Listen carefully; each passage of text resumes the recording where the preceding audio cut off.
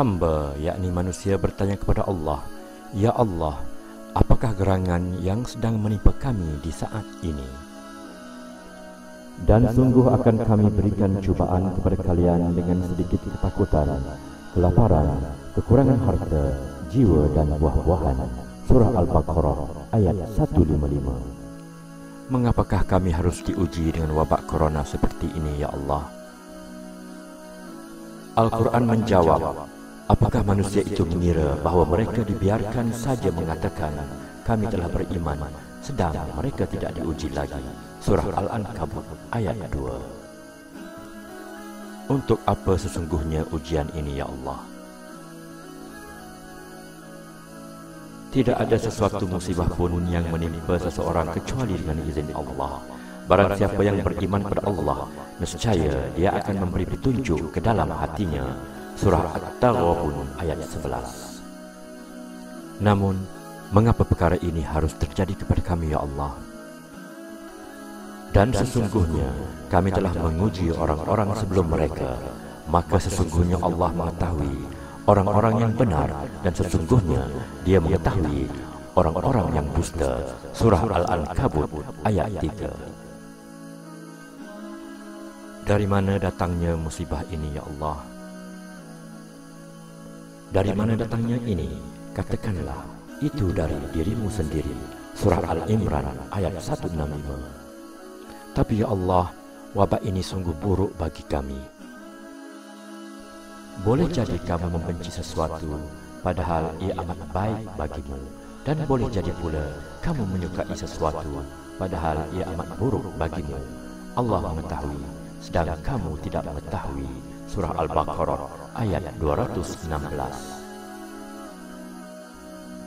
Telah kesempitan hidup kami, susah pencarian kami kerana wabak ini, ya Allah.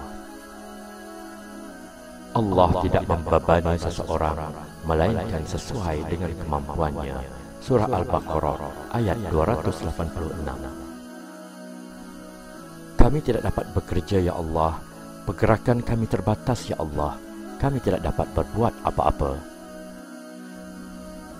Janganlah kamu bersikap lemah, dan janganlah pula kamu bersedih hati.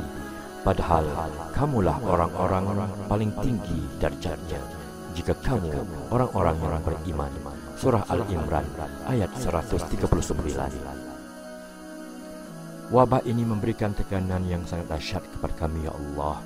Lindungilah kami dari menyerah kalah dan berputus asa. Dan janganlah kamu berputus asa dari rahmat Allah. Sesungguhnya tiada berputus asa dari rahmat Allah, melainkan kaum yang kafir. Surah Yusuf ayat 87. Tidak ada orang yang berputus asa dari rahmat Rabb-Nya, kecuali orang-orang yang sesat. Surah Al-Hijr ayat 56. Kami menjadi gelisah, tidak tenang kerana beban berat yang kami hadapi akibat wabak ini, ya Allah. Orang-orang yang beriman dan hati mereka menjadi tenteram dengan mengingat Allah. Ingatlah, hanya dengan mengingat Allah hati menjadi tenteram. Surah Ar-Ra'd ayat 28. Di saat sempit seperti ini, masih adakah jalan keluar bagi kami, ya Allah? Masih adakah pintu rezeki untuk menyambung hidup kami, ya Allah? Barang siapa yang bertakwa kepada Allah, nescaya Dia akan memberikan baginya jalan keluar dalam semua masalah yang dihadapinya, dan memberinya rezeki dari punca yang tidak disangka-sangkanya. Surah At-Talaq ayat 2 hingga 3. Barang siapa yang bertakwa kepada Allah, nescaya Dia akan menjadikan baginya kemudahan dalam semua urusannya. Surah At-Talaq ayat 4. Tetapi ya Allah, ada antara majikan kami yang sudah memotong gaji kami. Bahkan ada di kalangan kami yang tidak mempunyai pekerjaan lagi, ya Allah. Siapa yang akan memberikan rezeki kepada kami? Dan tidak ada suatu pun binatang melata di bumi, melainkan Allah yang memberi rezekinya. Surah Hud ayat 6. Sudah berapa lama kebebasan bergerak kami disekat? Rasanya sudah tidak berupaya lagi untuk kami menghadapi suasana ini, ya Allah. Sampai bilakah keadaan ini akan berterusan? Hai orang-orang yang beriman, bersabarlah kamu dan kuatkanlah kesabaranmu, dan tetaplah bersiap siaga dan bertakwalah kepada Allah supaya kamu beruntung. Surah Al-Imran ayat 200. Mengapakah engkau menyuruh kami untuk bersabar ya Allah? Allah mencintai orang-orang yang sabar. Surah Al-Imran ayat 146. Adakah balasan atas kesabaran kami ya Allah? Sesungguhnya kami akan memberi balasan kepada orang-orang yang sabar dengan pahala yang lebih baik dari apa yang mereka kerjakan. Surah An-Nahl ayat 96. Alhamdulillah, seberapa banyakkah pahala yang akan engkau berikan kepada kami ya Allah? Sesungguhnya hanya orang-orang yang bersabarlah yang dicukupkan pahala mereka tanpa batas. Surah Az-Zumar ayat 10. Masya Allah. Lalu bagaimanakah nasib kami kelak di akhirat ya Allah?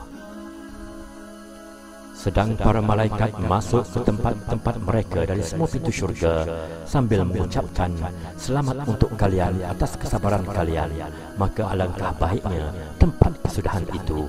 Surah Ar-Ra'd ayat 23 dan 24.